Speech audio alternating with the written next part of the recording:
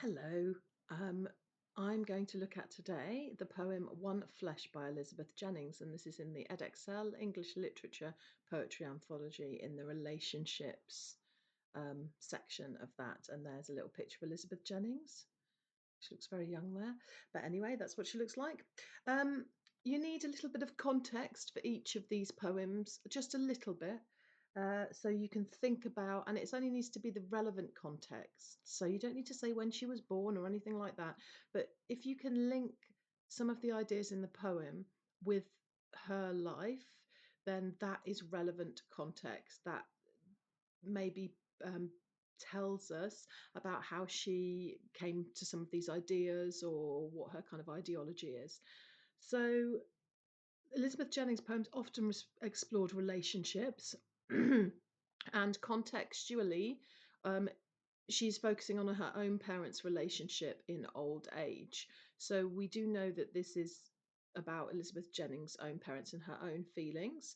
It's not always the case in a poem that we know this, and so you don't necessarily want to say Elizabeth Jennings feels this about her parents, because a poet could be creating a persona, writing a poem from someone else's point of view, just like you would write a novel from someone else's point of view.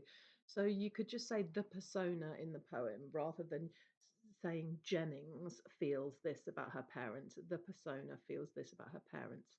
However, when you're talking about what techniques the poet has used, that is Jennings that has done that. So you should say the writer or the poet or Jennings uses a metaphor, for example, when talking about that. So it's important to separate the poet, who is the writer of the poem using the techniques and devices that you need to analyze, and the person or the narrator of the poem. They're not always the same person. Poems often are deeply personal, but we can't know the whole time if they're completely true. Obviously, they're a fictional device. They're a piece of literature. So somebody could have just made the poem up, for example. Um, Another bit of context you do need to know about this poem is that the title One Flesh comes from the Bible's description of two people becoming one flesh when they are married. That's what it says in the Bible. So this would be quite a understandable kind of saying, kind of a well-known phrase. Um, one flesh instantly seems biblical to people who know the Bible like that, and it's quite an old-fashioned word, flesh, isn't it? So anyway, I'm just going to get on to annotating the poem. So here it is. So, first of all, how I always approach this and how you should approach the unseen poem, um, or approach your comparison in your exam, is to first of all look at the structure of it, i.e., stanzas, rhyme scheme, rhythm, anything like that that you can see that's obvious, and start off with that. Obviously, you've got to compare this to another poem in the anthology, but at the moment, we're just going to analyse this poem so you understand this one enough, because you have to understand one poem in order to compare it to another. And we need to think about the ideas and themes within it and how she feels, what this poem says about relationships, how the persona feels about relationships. So, looking at the rhyme scheme, we've got bed, late, childhood, wait, unread, overhead. So if we're doing a little rhyme scheme analysis of it, that's bed and then late, childhood, and then wait, unread, overhead. My pen's going to wig out on me. A, B, C, B, A, A. Okay, let's see if that follows. Okay, passion, touch.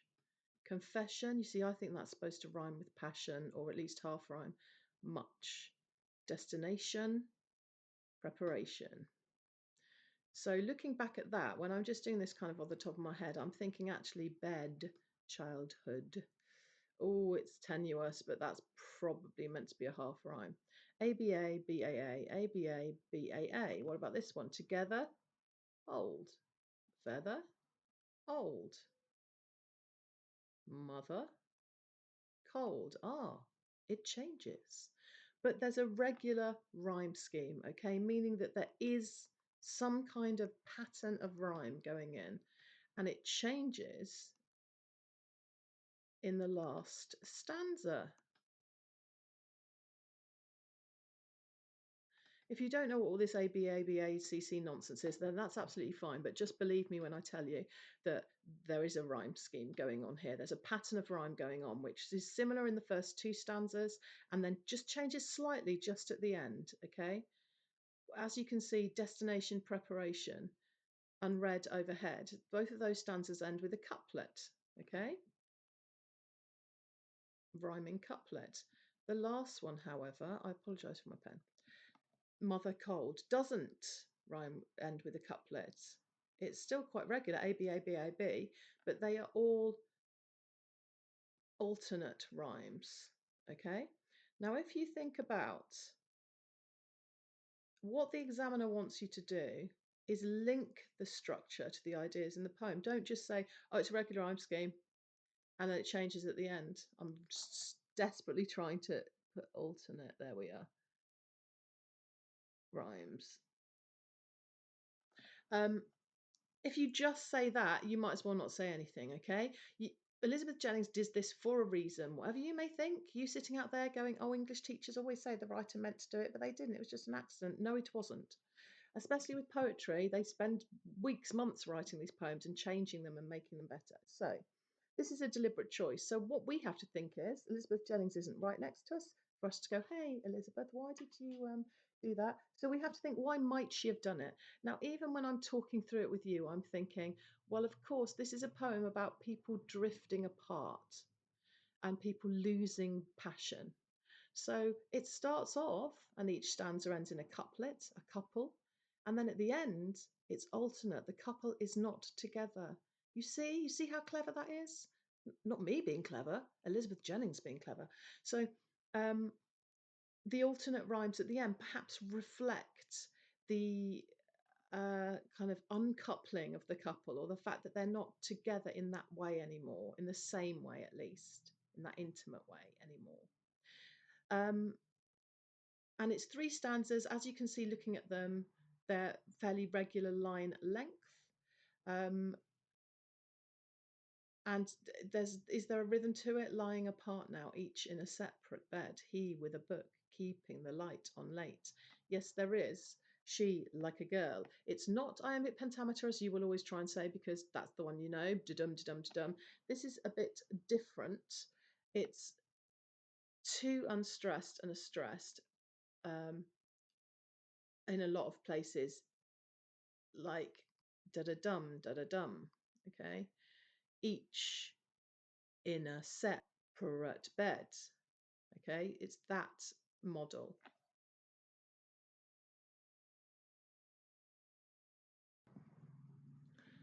Okay, so in poetry, this stress pattern actually it kind of starts with a stress and then has the two unstressed syllables. Sorry, bear with, bear with. Because lying apart now, sorry, lying apart now, each in a separate bed. Sorry that the pen's so rubbish, but you see my point. But anyway, they're called dactyls, okay? Not iambs, dactyls. So you could say this poem is written primarily in a dactylic meter.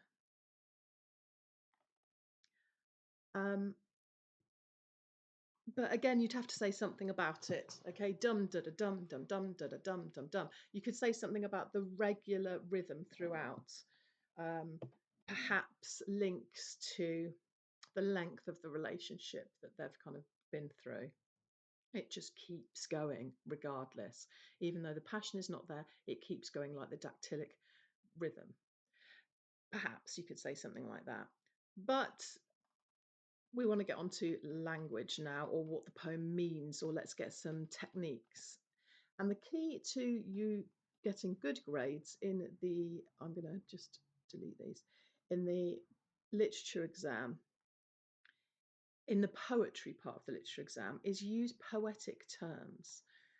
you need to show the examiner. I know this is a poem, and I know that poems generally have different terminology than just novels or fiction. So, yes, they of course have simile, metaphor, personification, but you want to talk about things like meter, rhyme, rhythm, caesura, which I'll be talking about in a minute, enjambment, because those are specific poetic features. They don't occur in prose. So you want to really stick close to those. I can't seem to rub out this bit at the bottom. Oh, here it goes. Thank you very much. So we're going to kind of go through it now, looking at those kind of features. But it's not just technique spotting, that will only get you barely a pass, probably won't get you a pass. You need to spot the technique and crucially say how it's important to whatever the question asks you. So the question might say, how does the writer present relationships? It might be that open, or it might be a bit more specific. How does the writer present loss in relationships, or a negative idea of relationships, or something like that? Remember, you will be comparing, but at the moment we're just looking at this one. So the first thing that jumps out at me in the structure of this one is the this is a poem about separation, lying apart now, each in a separate bed, apart, separate. You've got those two words in the first line of poetry. It's not a sentence because it's not fiction, it's not prose, sorry. It's a poem, so it's a line of poetry. So each lying apart now, and hopefully we know that a pause anywhere within the line is called a caesura. So you've got quite a lot of caesuras throughout this poem. Look at them all, okay? Quite big ones, sometimes a dash or a colon being a bigger pause than just a comma.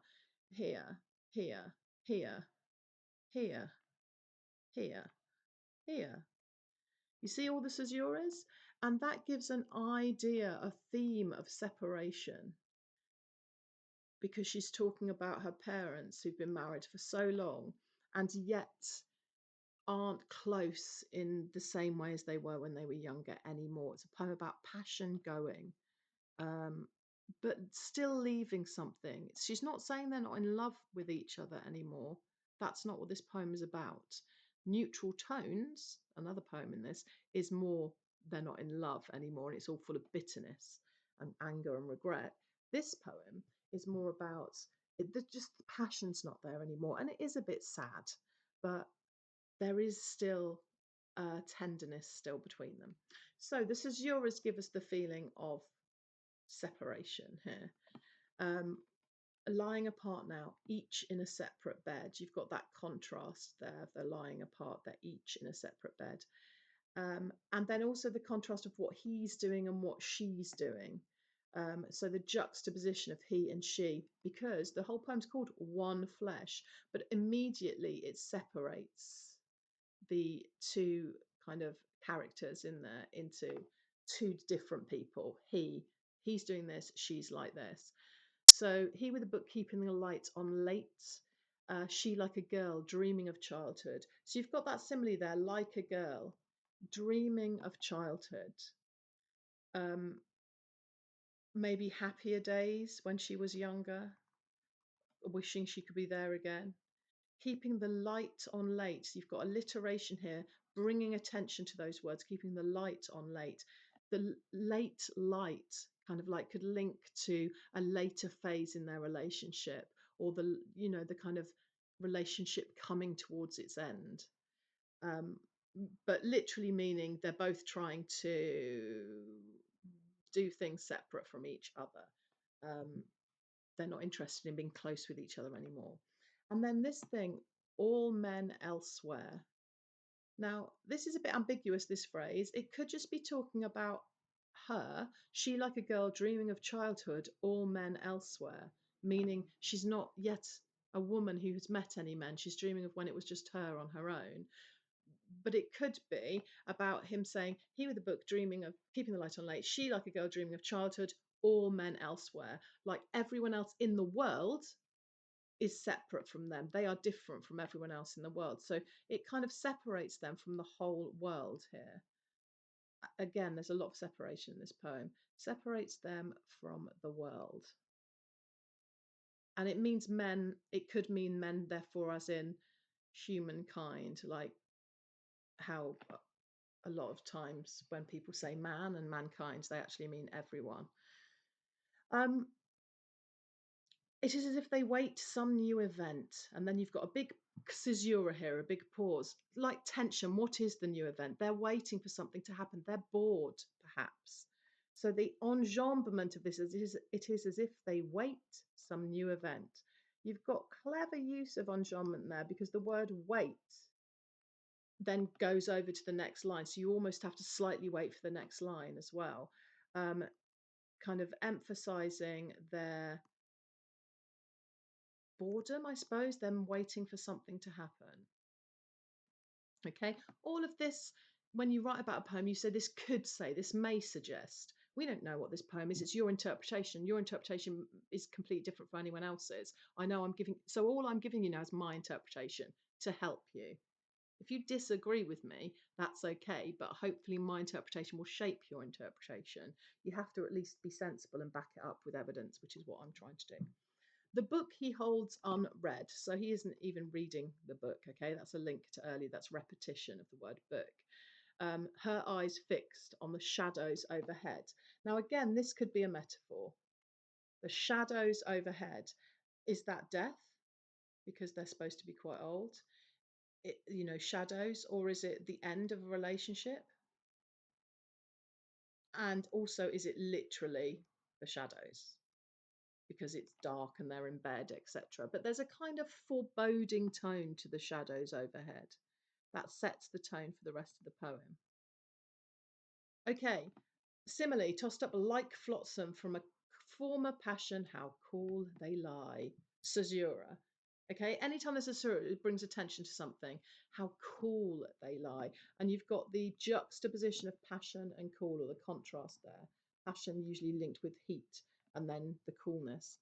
Flotsam is a specifically rubbish that kind of is left over, is on water, um, left over from a shipwreck or something.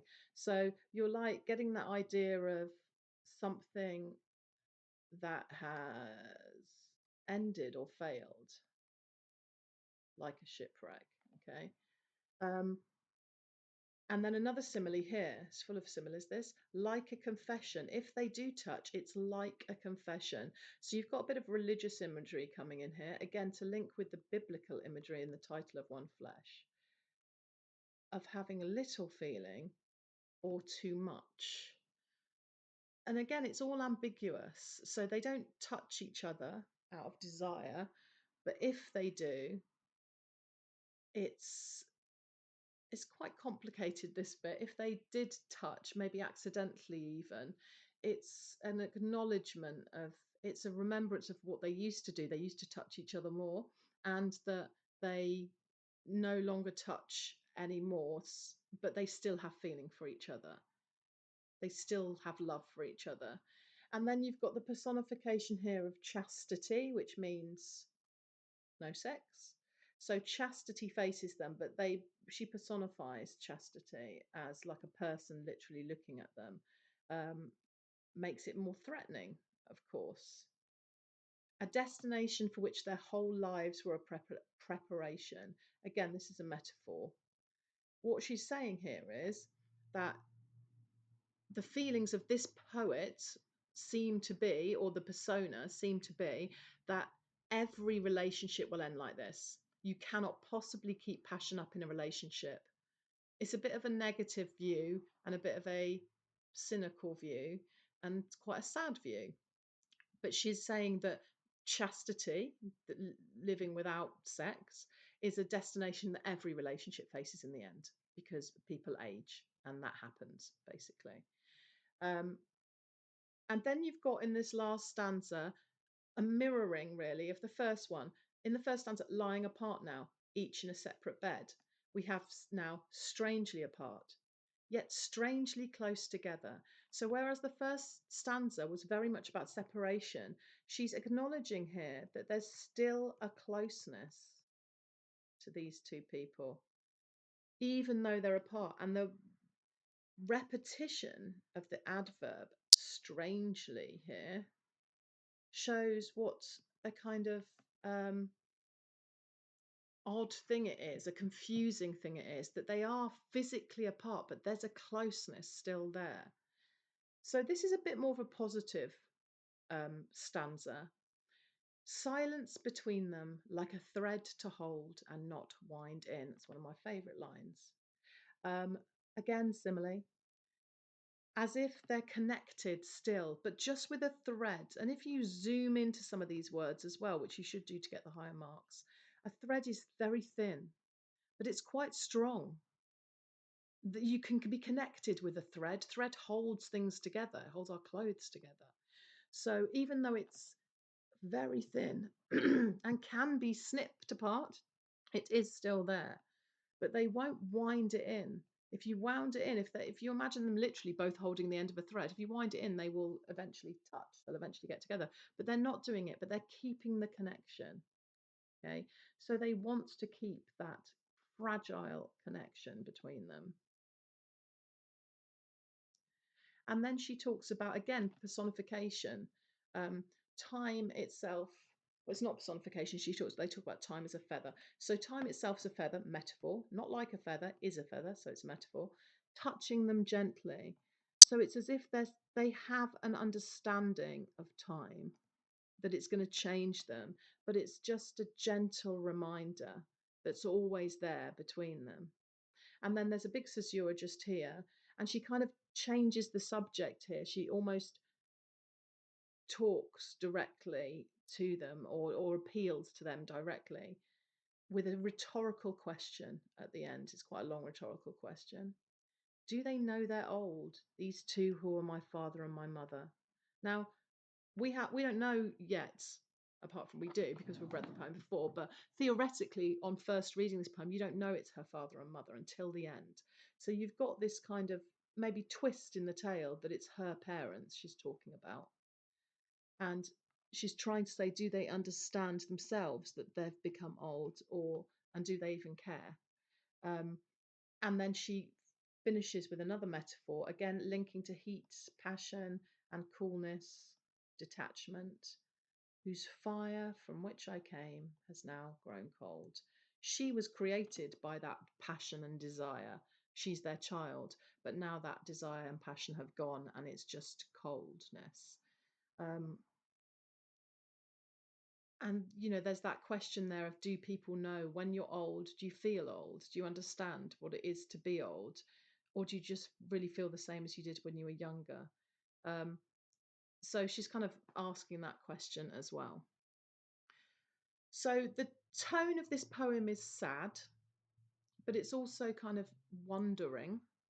And it's also, there is a loving tone still in it. She recognizes that her parents are still close. They're just not close in that physical way anymore. And there's also a bit of cynicism in it, in that every relationship will end this way. Um, if you are thinking of other, generally about the themes of this poem and how you can link them with other ones, this poem is about a loss of desire, so it links with loss in relationships. It's also more of a negative love poem than some of the others. So what you could do, and if it's this is the printed poem, you can compare it to one that's similar and is about a more negative view of love, perhaps like Neutral Tones, or you can compare it to one that's very opposite and is a much more idealized view of love, like She Walks in Beauty, or Sonnet 43. Uh, so it's really your choice what you can compare it to, but it's got a lot in it to compare, especially to do with structure in this poem. There's quite a lot you can say about the structure with the caesuras and the rhyme scheme and the rhythm, but also lots of language to get stuck into. Remember, when you are doing these essays, you should give a quote, obviously. You must name a technique if you can. And then you must analyze and say how that specific, be really specific, that specific technique links to the ideas in the poem. And then, if you can, go back to your quote and look at a key word there. Can you delve into that word? Like the words here, like strangely. And at times, a feather touching them gently. You might even want to zoom into the word feather. Why has she used the word? Why has she chosen feather to be that particular simile. Sorry, metaphor. See, even I get it wrong sometimes. Um, yeah, so I hope that's helpful, but that is my interpretation. Sorry if I've stumbled through it a little bit, of One Flesh by Elizabeth Jennings. Good luck.